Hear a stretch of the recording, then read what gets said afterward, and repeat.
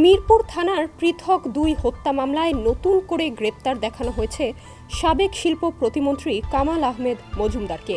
এছাড়া হত্যা চেষ্টার এক মামলায় সাবেক আইসিটি প্রতিমন্ত্রী জুনায়েদ আহমেদ পলক, সাবেক এমপি সাদেক খান ও সাবেক ২৯ নম্বর ওয়ার্ড কাউন্সিলর সলিমুল্লাহ সলুকে ২ দিনের রিমান্ডে পাঠিয়েছে আদালত।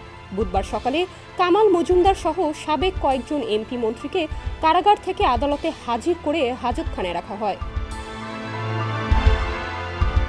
শুনানির এক ফাঁকে কাঠগড়ায় দাঁড়ানো কামাল আহমেদ মজুমদার এক পাশে গিয়ে তার পক্ষের এক আইনজীবীকে ডেকে চকলেট খেতে চান। কিছুক্ষণ পর শুনানির মাঝখানে একজন আইনজীবী সাদা কাগজের ব্যাগে করে চকলেট আনেন।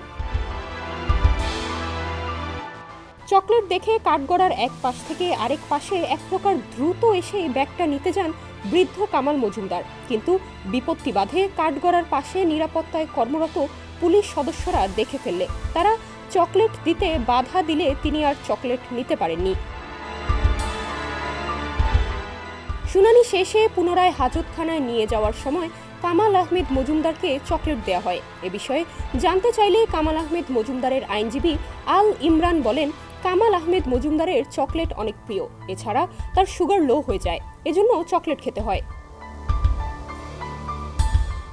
বাইরে থেকে খাবার দেওয়ার অনুমতি নেই জানিয়ে পাবলিক প্রসিকিউটর ওমর ফারুক ফারুকি বলেন, চকলেট খেতে চাওয়া বা তাকে দেয়া হয়েছে কিনা আমার জানা নেই, তবে অগোচরে দেওয়া বেআইনি। দায়িত্বরত পুলিশ ও ডিসি প্রসিকিউশন থেকে এই বিষয়ে কঠোর হওয়া উচিত।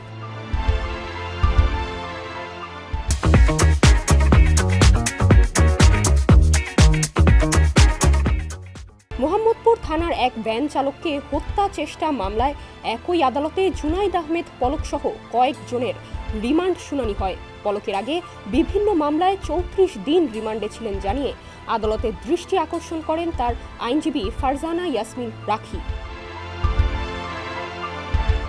তিনি আদালতকে বলেন, আসামি পলকের ৫৮ দিনের রিমান্ড মঞ্জুর হয়েছে, এর মধ্যে ৩৪ দিন রিমান্ডে ছিলেন তিনি।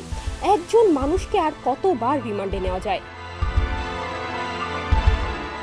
তিনি শারীরিকভাবে অসুস্থ, তাকে নিছক কারণে বারবার রিমান্ডে নেওয়া হচ্ছে। এ সময় বিচারক বলেন, এই মামলায় তো আর রিমান্ডে নেওয়া হয় নাই। রিমান্ড শুনানি শেষে ফের পুলিশি কড়া নিরাপত্তায় হাজতখানায় নেওয়া হয় পলক সহ বাকি আসামিদের। এ সময় পলককে বারবার রিমান্ডের বিষয়ে মন্তব্য জানতে চাইলে তিনি বলেন, এ বিষয়ে কিছু বলতে চাই না। পরিবারের সঙ্গে ফোনে কথা বলতে দেওয়া হয় কিনা জানতে চাইলে তিনি উত্তরে না বলেন।